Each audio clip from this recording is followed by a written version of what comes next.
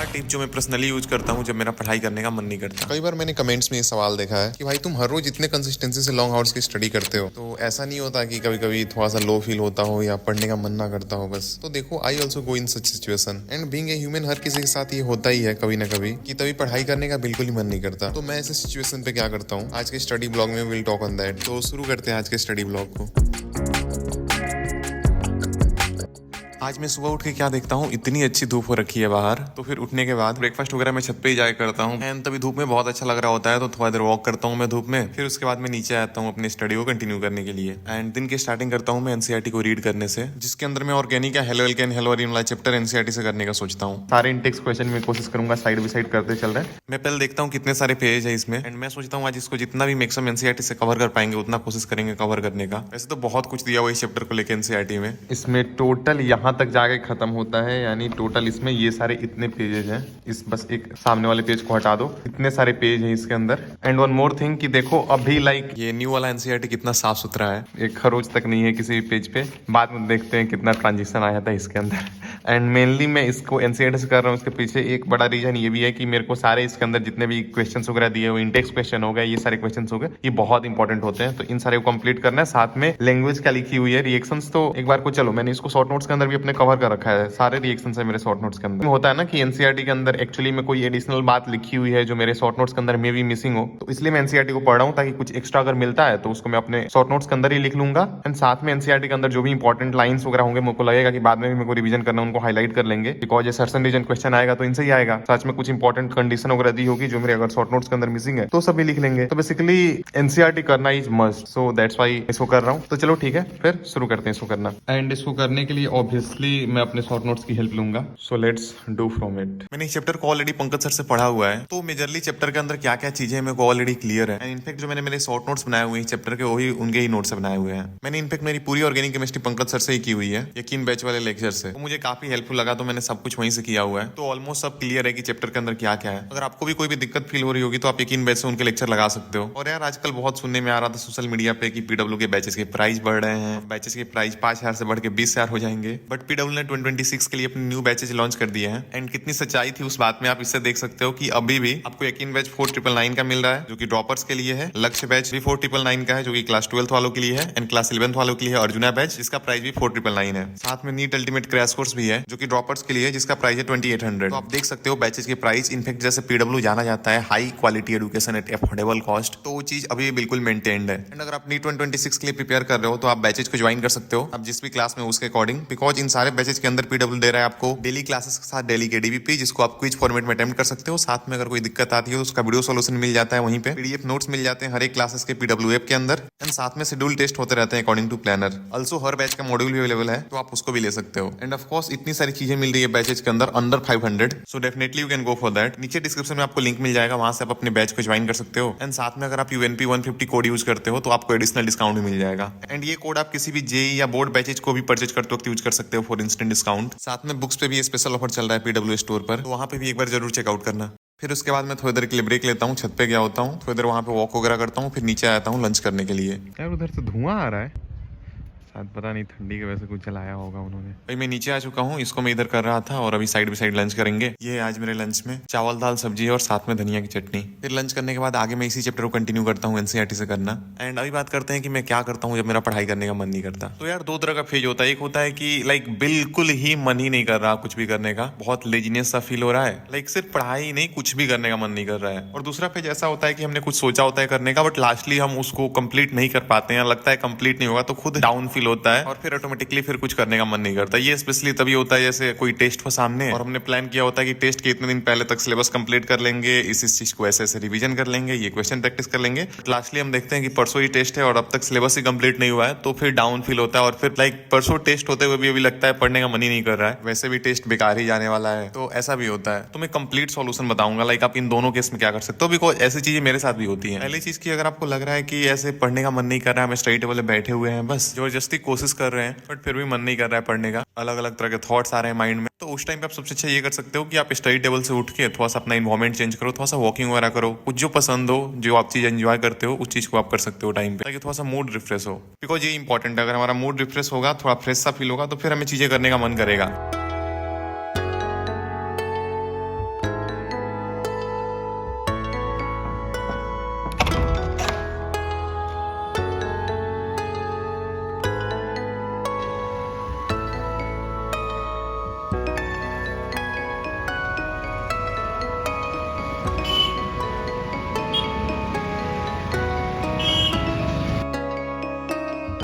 यार अगर दूसरे टिप के बारे में बात करें जो कि मैं यूज करता हूँ, जैसे पढ़ने का मन ना हो, लो फील होता हो, तो मैं एक पेन और सादा पेपर लेके या फिर यूजुअली मैं अपनी डायरी के अंदर चीजों को, अपने थॉट्स को नोट डाउन करता हूँ। लाइक उन सारे थॉट्स को अगर माइंड में होल्ड करके रखेंगे तो ऑफकोर्स वो एंजाइटी या स्ट्रेस वाला मोमेंट भी कंटिन्यू रहेगा एंड स्ट्रेस सा फील होता रहेगा और ना ही पढ़ने का मन करेगा। तो इसलिए एक बहुत ही अच्छा और हेल्पफुल तरीका है ये कि अपने थॉट्स को माइंड में जब भी लाइक लो फील हो रहा हो, अच्छा फील ना हो रहा हो, बहुत कुछ माइंड में चल रहा हो, तो आप एक डायरी पे जब चीजों को लिखना शुरू करोगे तो ऑटोमेटिकली आपको क्लियरिटी फील होगा। लगेगा कि हम अननेसेसरी थॉट्स को ही लेके परेशान थे जबकि वो हमारे कंट्रोल में भी नहीं है। एंड माइंड में के जब सारे हलचल को आप एक पेन और पेपर पे लिख दोगे तो माइंड बहुत ही ज्यादा रिलैक्स सा फील होगा। ऑल्सो उस टाइम पे कुछ आप ऐसा कर सकते हो जो आपको हैप्पी फील कराए, जैसे कि अपने फेवरेट सॉन्ग को सुनना या फिर अपने हॉबी को परस्यू करना। मेरे को पर्सनली वॉकिंग बहुत पसंद है। लाइक बीच में जब भी पढ़ते पढ़ते मेरे को सिचुएशन सा फील होता है तो मैं थोड़ा सा ब्रेक लेके अपने रूम में ही वॉक करता हूँ या फिर मैं बालकनी में चला जाता हूँ।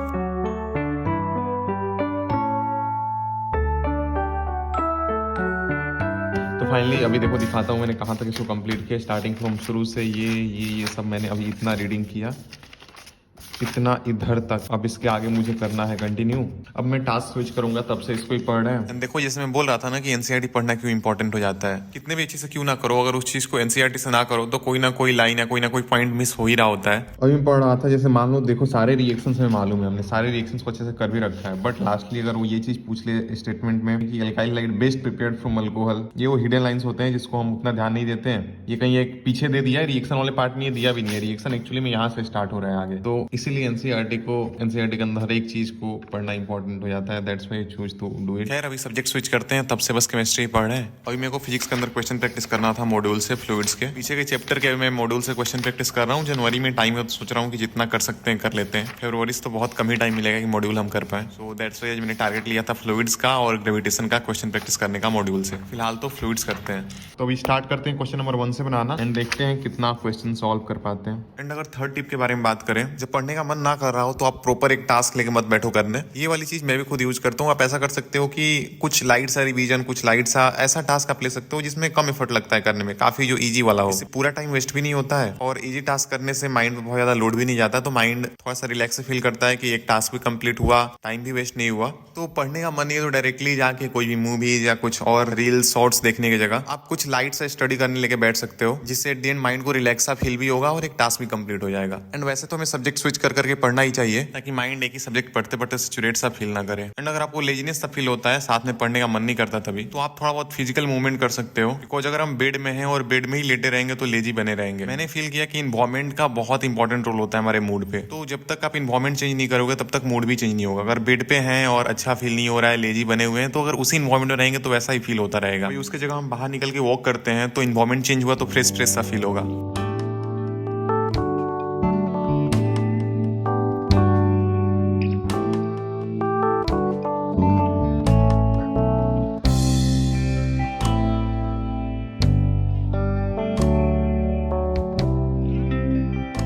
फ्लूइड के मॉड्यूल से क्वेश्चन प्रैक्टिस करने के बाद फिर से अगेन केमिस्ट्री कर रहा था, ऑर्गेनिक केमिस्ट्री जो मैं पहले कर रहा था, क्योंकि मैंने बोला था ना कि आज मैंने टारगेट ऐसे सोच के लिया था कि आज मैक्सिमम जितना इसको कर सकते हैं कोशिश करेंगे करने का। तो इसलिए दोबारा से मैं फिर से उसको ही कर रहा था। इसमें कुछ और टॉपिक्स मैंने कंप्लीट किए एंड अभी उसको करने के बाद मैं सोच रहा हूँ कि फिजिक्स करते हैं, ग्रेविटेशन आज मुझे करना है। सबसे पहले शॉर्ट नोट से एक बार मैं ग्रेविटेशन को पूरा रिविजन कर लेता हूँ। कुछ मिनट ही लगेंगे इसको पूरा खत्म करने में, बस 2 पेज इधर है और 1 पेज यहाँ पे है। तो एक बार रिविजन करके और फिर मॉड्यूल क्वेश्चन करेंगे तो और बेटर रहेगा। तो एक बार रिविजन कर लेते हैं, फिर करते हैं सारे मॉड्यूल क्वेश्चन इसके।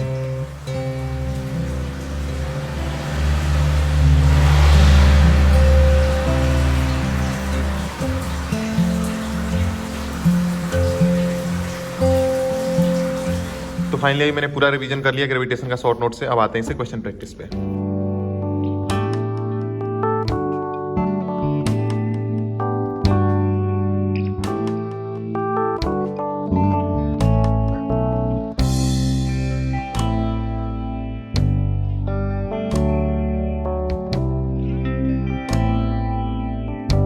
तो मैंने काफी सारे क्वेश्चन प्रैक्टिस की ग्रेविटेशन के साथ में, सर्सन रीजन में किए सॉल्व, और बाकी ये सारे क्वेश्चन जो किए वो तो किए ही। तो अभी अब लेते हैं डिनर ब्रेक।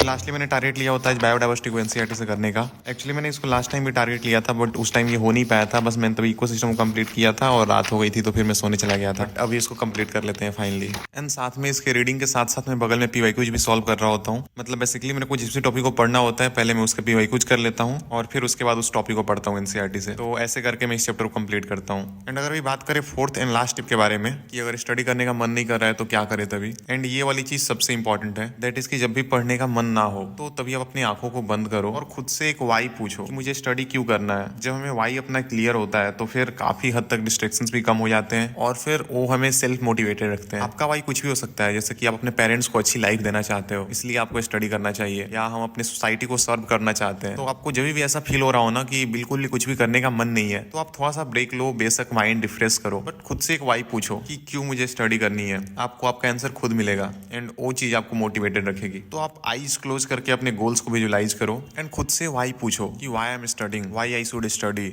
आप देखोगे आपको खुद आंसर मिलेगा। और ये क्वेश्चन पूछने के बाद आप देखोगे जहां पहले मन कर रहा था कि जाके रील देखें या फिर टाइम वेस्ट करें, वही खुद से वाई पूछने के बाद फिर मन करेगा कि स्टडी करें। तो डेफिनेटली यूज दिस थिंग।